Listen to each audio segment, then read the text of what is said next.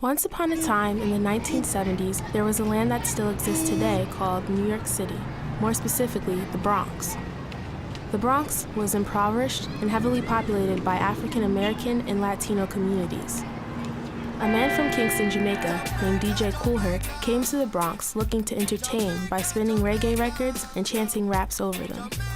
But at the time, the crowd wasn't really into reggae music. Quickly modifying his approach, he used records that were popular in America at the time, like James Brown, and mixed them with Latin percussion. This formulated hip-hop. Soon hip-hop was an epidemic through all major cities of New York and even spread through all of America. Rhymes were about life's hardships in the ghetto and economic issues. By the 80s, some rappers began to stand out more than others. Artists like KRS-One and Run DMC were making record sales. Hip-hop got even bigger in the 90s when the West Coast, California, started getting involved. A short rivalry broke out between the East and West to see who produced the best rappers.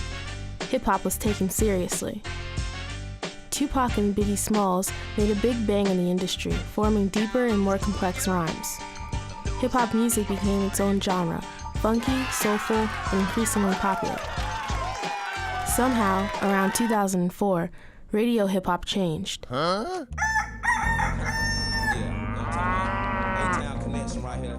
The South emerged. Some rappers were fine additions to the genre, others not so influential. Sex was now a largely used topic. Rhymes were becoming weak, holding less substance, and compulsively driven by catchy punchlines. Hip-hop morphed from soulful, intellectual, crafty poetry to simply club music. From here on out, hip-hop hasn't been the same, and neither has society. In parallel to the music, drugs are at an all-time high, as well as alcohol and the restless desire to flaunt money. Sex has become a far more popular affair, and partying seems to be the new meaning of life. Has society diseased hip-hop, or has hip-hop diseased the society? Hip-hop was poisoned by the idealization of mediocre artists and the death of some great ones. Now the genre is changing even more as a result of its heavy association with pop singers. You can now find singer Chris Brown spitting a verse or two on various singles.